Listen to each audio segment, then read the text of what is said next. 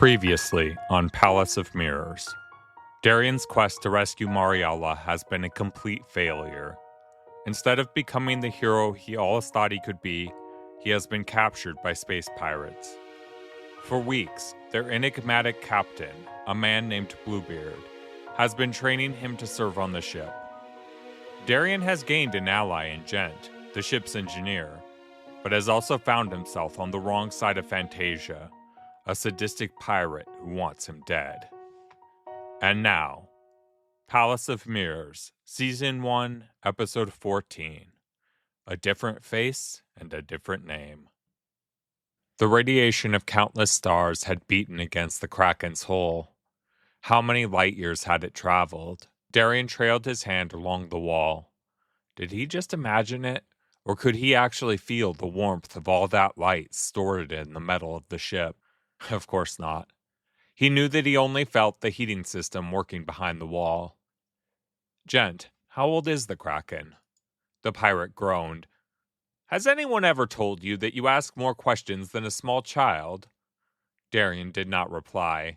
He had grown to accept that the best way to get answers out of Gent was just to wait out his attempts at wit. They continued to walk down the hall together, and then Gent let out a theatrical sigh. Fine. If you must know, I have no clue. She's an old ship, I can say that much for sure. Every component has been changed out at least once. Many of them more than once. In fact, I have my suspicions that even the engine has been changed out, which is a rare event to say the least.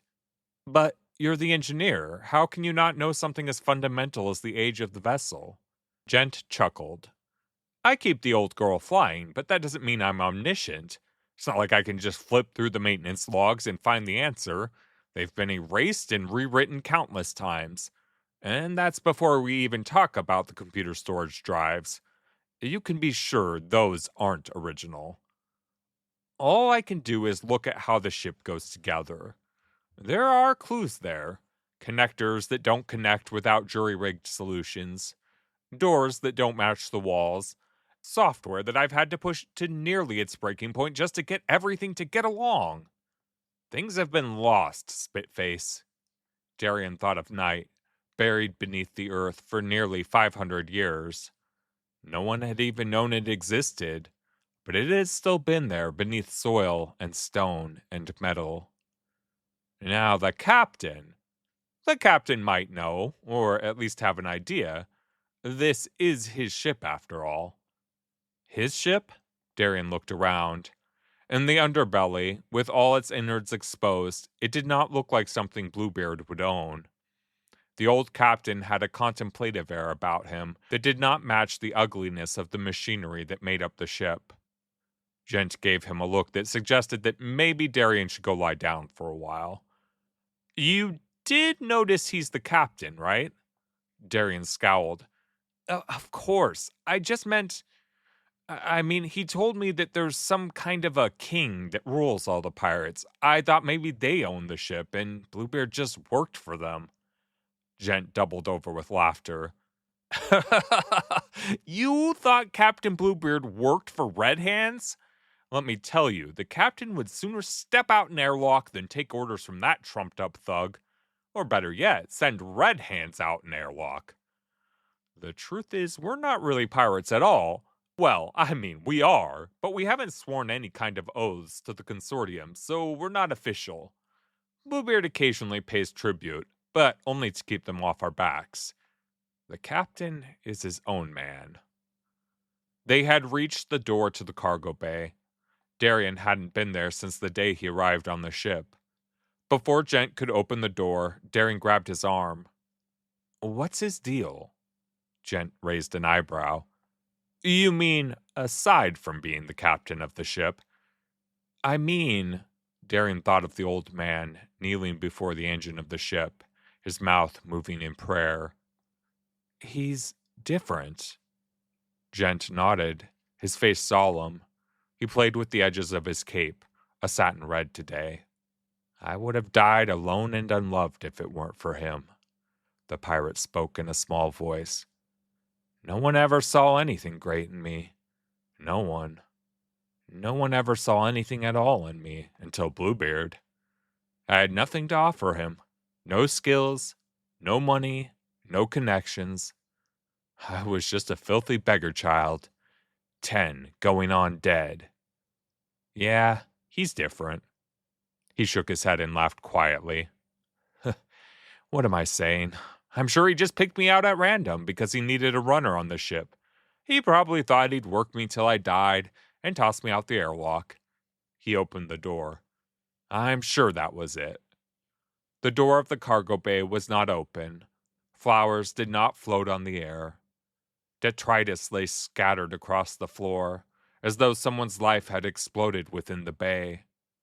It had, Darien realized as he looked across the room at piles of clothing, farm equipment, and all the assorted plunder of lives that had been casually and cruelly broken.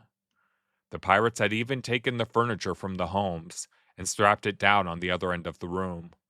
All around Darien, they worked to sort the plunder into crates.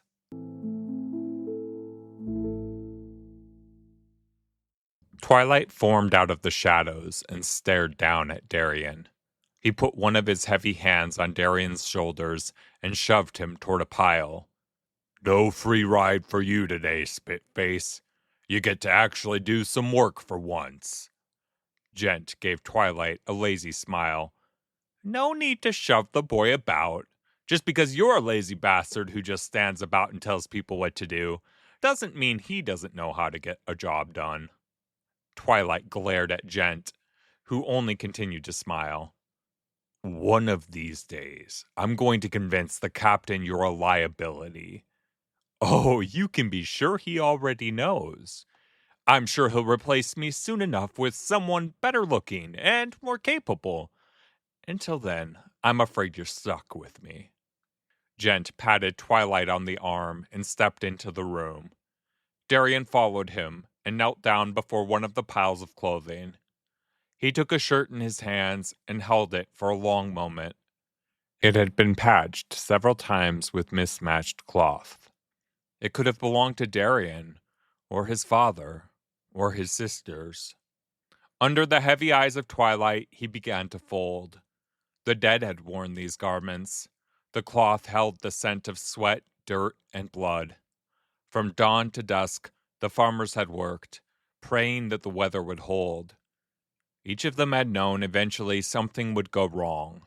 They would get caught under a tractor. They would succumb to the winter deep cold.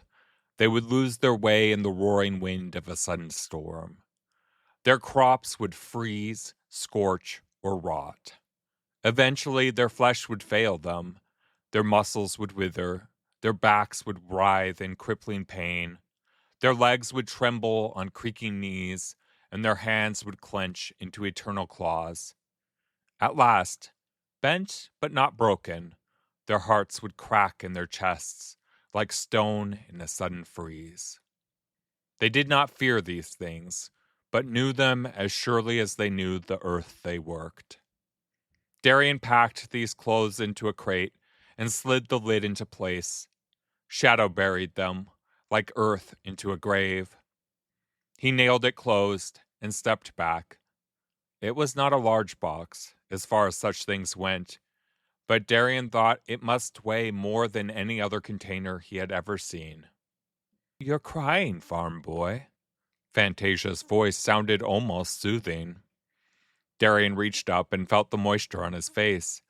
He hadn't felt the tears falling. When had his skin grown so numb?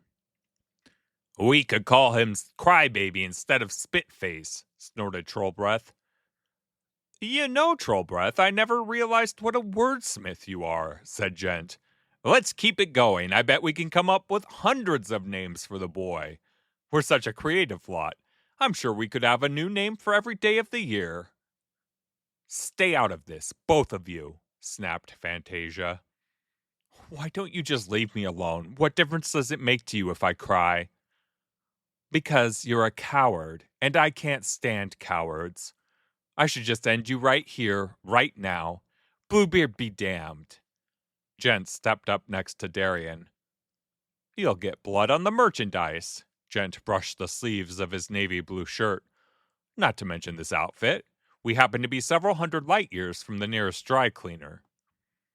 Your vanity will be your undoing. Certainly. I'm as sure you're right as I am that your temper will be yours. Gent grinned. Who do you think death will catch up with first?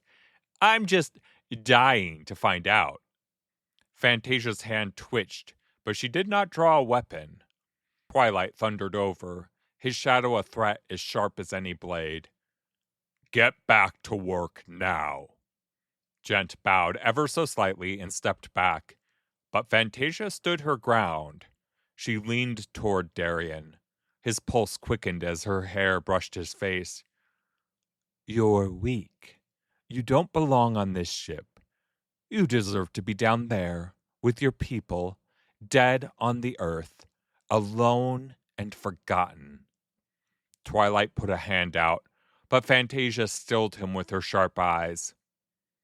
If you truly hate what we do, if you truly hate these boxes, if you truly hate me, she pressed up against him and whispered in Darien's ear, prove it.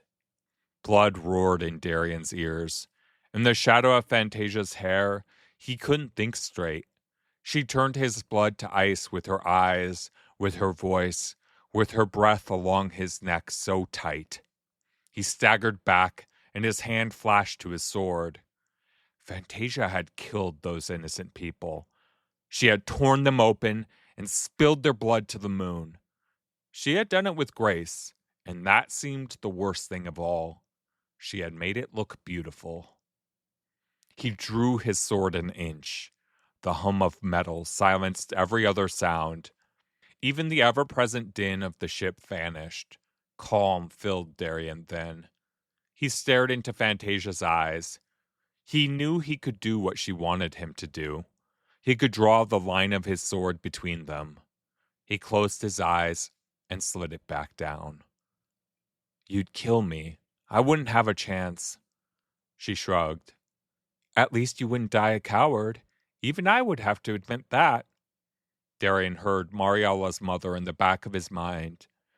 Remember your promise. He did. He would never forget it. I can't die today, so I'll just have to live a coward. You'll have to kill me some other day. Darien turned his back on her and knelt before the plunder. He knelt the way Kathy had knelt with her mirror, and Bluebeard before the engine. He felt the edge of a prayer in his throat, but no words left his lips. He could only run his hands over the stolen property and wish that he could be the hero who could find the pieces to put these lives back together.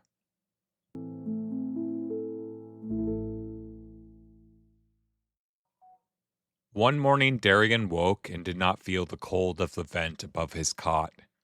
He sat up and did not feel the ache of practice. He ran his hand over his face and realized he did not have the scabs of healing wounds, only thin marks well on their way to becoming scars. The rags he wore no longer felt like someone else's clothing. The sword at his side felt like a part of him.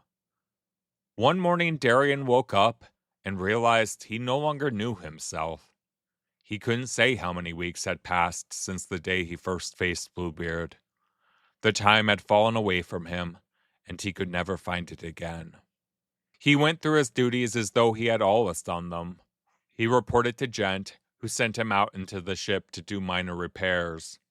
He reported to his post on the bridge, where more of the words on his console made sense to him than did not. Before meeting Bluebeard in the training room, he ran the halls of the ship and did not hear the weeping in the brig. The ship had changed him, as surely as the weather carved the land below. Bluebeard waited for him in the center of the sparring ring. The captain smiled, and Darien returned the smile with the carefree ease of friends. It was a strange sensation. Tom had been the only friend Darien had ever had who wasn't also family. His eyes flicked tonight, but he hadn't known the sword long, and he had known Marialla even less time. You're late! Bluebeard slapped Darien on the back. I want to work on your defense today. You've become too preoccupied with the attack. Darien ignored the words and walked across the room to the window. How long has it been? He asked, watching the clouds. How long since you brought me on board? Bluebeard peered at Darien and shrugged. A month and a half. His lips quirked with the edge of a smile. You've learned fast, very fast. You've proved more than a fit for the name your mother gave you. Darien felt at his chest, as though feeling for his heart. No, he whispered. No, I haven't. Darien, I tell you, you have in you the makings of a great man. Darien turned from the ever-flowing clouds and met Bluebeard's gaze. Why did you train me? He took a step toward the captain. Why not just lock me up in the brig with all the others? I told you, I wanted to know the story of this sword. I still do. Darien shook his head. That doesn't require training me to fight. That doesn't require making me a part of your crew. Bluebeard took a step back and rubbed his beard. You know, once I had another name and another face. He ran his fingers across his scar. We all did. But I don't want another face. I don't want another name. Darien felt with his fingers and realized his face had already changed. Those almost scars spoke like words beneath his fingertips. What have you done to me? Time changes us all, Bluebeard spoke with compassion, but the sympathy only served to rile Darien. Not time. You've changed me. No, I saved you. Bluebeard spoke with force. I spared you from the others. I spared you from the tree and the sword and the knife. I spared you from a dead-end life on this world. Still feeling at his changed face, Darien walked numbly to the door. Consider who you would have been without me, Bluebeard called after. Consider how empty and pointless your life would have been.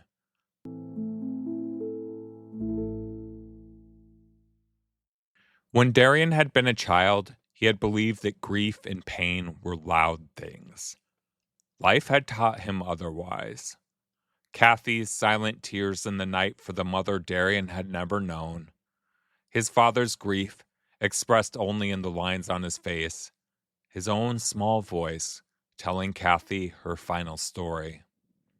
The hall leading to the brig had been filled with wailing, swearing, and ranting after the raid on the village. Time had muted the voices, but it left behind something deeper and something heavier. Darien stood at the door and listened.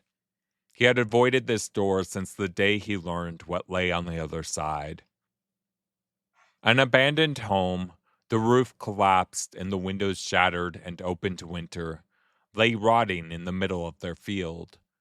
Even though it served no purpose but to be in the way, Darien's father refused to tear it down. A tree, twisted and thin as fresh ice, grew within the cracked walls.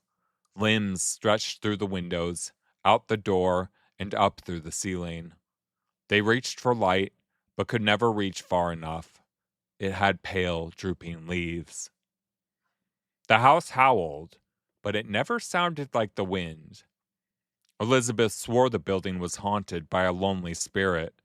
Sally scoffed, but she ran just as fast as her sister when they had to go past. Darien never joined in the speculation. Silently, he watched the ruined house and listened to the howling voice that came from within. One day, walking with Kathy, he whispered that he believed the cry came from the tree trapped and stretching so hard to escape. The tree, rooted down in shadow. Even in death, it could never hope to escape. Kathy had stopped and stared at the broken beams and shattered glass.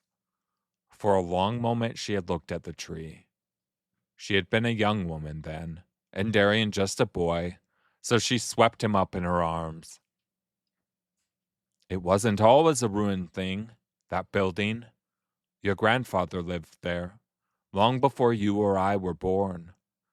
He grew up far from this farm, in a small village near the city.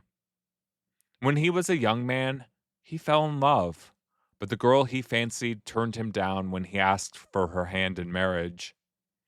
To escape his grief, he left home and didn't stop until he reached the edge of the world. Here, she had surveyed the landscape, her expression distant. I wonder what stopped him. Was he captivated by the mountains rising sharp on the horizon? Did he fear continuing deeper into the forest, where the Ragnar cats sang in the night? Maybe it just felt right. Whatever the reason, he built that home. He built it alone, and farmed the land alone as well. His father told him he was mad. His brothers told him they would help, if only he would let them. His friends tried to coax him home. But there's something in our blood, my little Darien. Something that won't give in, that won't give up, no matter the cost. It's how we've survived so long when so many others have not. He did not accept help. He did not give up. Winter struck. The sky ravaged the land with snow, sharp as any knife. It trapped him, and he spent the winter alone in that small home. When the snow thawed and the winds subsided, he emerged a changed man. Smiles no longer came to his face, and he spoke few words. He had been changed, but not broken. He returned to a village that no longer knew him. Most of his old friends no longer understood him, but there was one person who seemed drawn to him.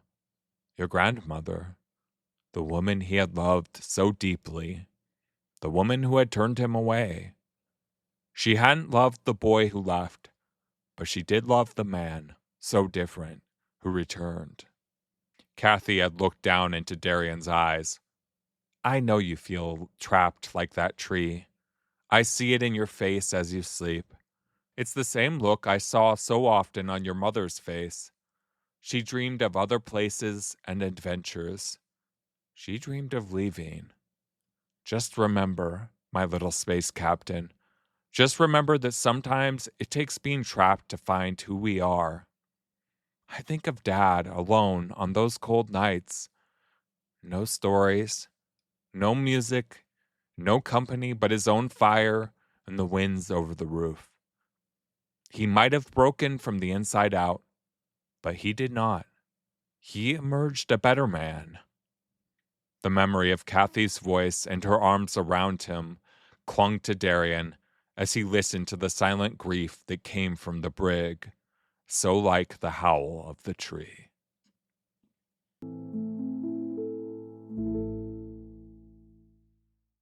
The prisoners huddled behind iron bars. They wore rags, and Darien realized the clothing he had been given wasn't nearly so rough as he had thought. The brig reeked with the scent of defecation and the sharp scent of ammonia. Darien had thought nothing could be worse than the mechanical air vented into his room. But he had been deeply wrong. Coarse blankets, stained and thin, served as the only bedding for the prisoners. Children huddled in the back corners, hiding behind the adults. The men and women stared out at him with stony expressions on their gaunt faces. Darien felt dizzy as he looked through the bars. One of the cells stood open. Inside, Trollbreath had a woman backed up against the far wall. She glared down at the pirate, her fists held in an aggressive posture that did not suggest she intended only to defend herself. Her ice blue eyes narrowed, and she showed her teeth in a feral grin. Just try touching me, pig. A blotchy red blush spread up Trollbreath's face. What? What did you call me? Darien thought even Fantasia would have been impressed with the violence promised by the expression on this woman's face. I called you a pig. Now get your stinking body away from me. Trollbreath gaped, a deep crease of confusion on his forehead. I have the power here. Trollbreath touched his sword. You do what I say. You don't call me names. You don't tell me what to do. You bastards already killed my brother. I won't be your victim. You're a pig, and if you don't want to hear it, you'll have to kill me. Trollbreath, a vein pulsing on his sweaty forehead, began to draw his sword. Have it your way, you. Get away from her, Trollbreath. Darien expected his voice to waver, but it sounded solid. It sounded like someone else, someone he didn't know, someone unafraid. Sword half drawn, Trollbreath turned to Darien. His eyes widened, and he smiled conspiratorially. Spitface! Ha ha ha ha! He laughed. You want some of this? Pick someone else. She doesn't know her place yet. Best choose yourself someone more pliable. Darien stepped into the cell. If you don't get away from her, I will kill you. Darien drew his sword. Trollbreath scowled. You want her? Fine, but you'll have to wait your turn, and you'll take her however I leave her. Darien pointed the light of his sword at Trollbreath's heart. Reluctantly, the pirate finished drawing his own blade. He did not wait for Darien to make the first move. He swung the full force of his body into the attack. It lacked Bluebeard's finesse, but the speed and weight of it nearly broke Darien's defense.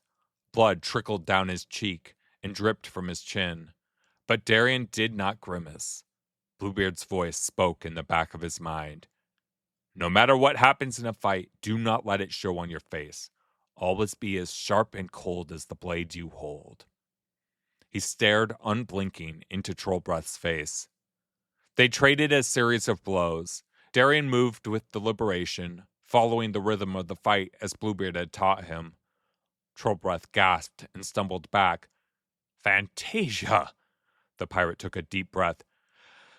Should have killed you when she had the chance.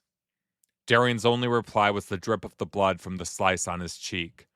He ran his tongue along the inside of his mouth, but the cut had not gone that deep. He dove into an attack. Their blades clashed back and forth, rain on a metal roof. Trollbreath twitched before he fainted, and his feet slid before he lunged. Darien read every motion the pirate made, and used the knowledge to drive the little man into the wall. He dropped his sword, but before he could stoop for it, Darien's sword brought him up short. Sweat dripped from Trollbreath's face. A swipe of his sleeve did nothing to abate the moisture. Do you yield? Darien spoke the words of every hero and every story Kathy had ever told him. They had the weight of time-worn use. Trollbreath cackled. Yield? To you? He spat into Darien's face. It landed already cold, as though the little man wasn't alive at all. Spitface, you won't hurt me, you don't have the stones. And when you back down like the coward we both know you are, I'm going to break this girl. I'm going to leave her a bloody... He coughed, and blood splattered out his lips. Eyes wide, he looked down to where Darien's sword sprouted from his chest. The reek of his own loosened bowels joined the stench of the room. His legs spasmed and buckled. He grabbed Darien's sword, as though trying to pull it from his body, but only served to slice his hands. Blood welled up around his fingers, even as it bubbled out his lips. Darien drew his sword back, and Trollbreath collapsed. Blood gushed out the open wound. Darien knelt beside him. He couldn't tell the difference between the tears dripping from his face and the blood from the slice on his cheek. Trollbreath grabbed his shirt. The pirate looked deflated, on the floor in a pool of his own blood. His eyes, filled with the fear of a small child in the dark of night, met Darien's. I wish. But he had already wished his last wish. His eyes emptied. Darien stumbled up in a daze and sheathed his sword without remembering to clean it. Only when he turned did he remember the prisoners. The woman stood, her back straight, her hands ready to strike. Trollbreath's blood speckled her cheeks, and tangled blonde hair spilled over her shoulders. Darien reached out, but she only bared her teeth at him. I won't give you any part of myself. A chill ran through Darien. She was looking at him the same way she had looked at Trollbreath. No, I won't. I'm not. Leave her alone, you monsters. Just leave us alone. Darien spun to face an older man, hair white and knuckles swollen. He and the other prisoners watched with shadowed eyes. Their revulsion crushed the breath from Darien. I'm not one of them. I'm a prisoner, the same as any of you. The woman shoved Darien hard. He slipped and landed in Trollbreath's still warm blood. Looking up at her, Darien felt small. A prisoner like us? Her voice rasped. Do you see a sword in my hand? They haven't tried to. You're not like us. You're nothing like us. Cassie, don't let him get to you. He's not worth the breath in your lungs, said the older man. Darien's eyes widened. Cassie? Cassandra Billings? Tom's daughter started at the sound of her name, and Darien felt a sudden surge of excitement. I'm a friend of your father. Instead of speaking, she watched Darien with eyes that looked as though they had never seen light. Tom had described a woman who believed rain could wash you clean, but she looked as though she never expected to feel rain again.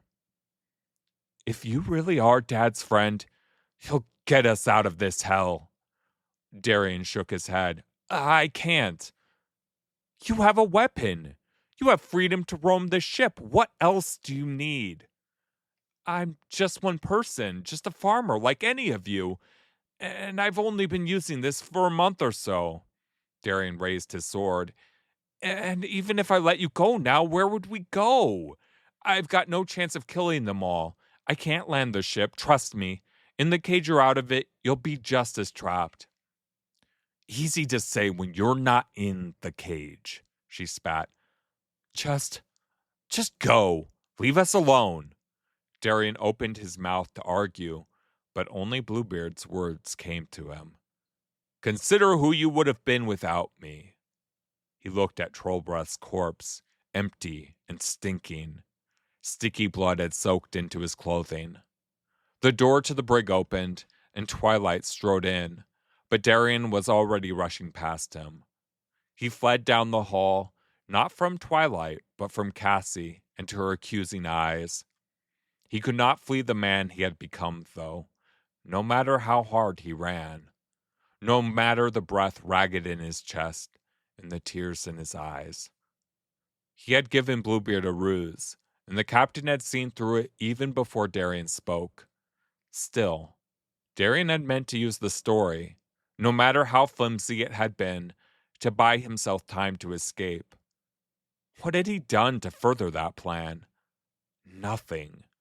Instead, he had breathed the pirates' air, eaten beside them, and worked with them.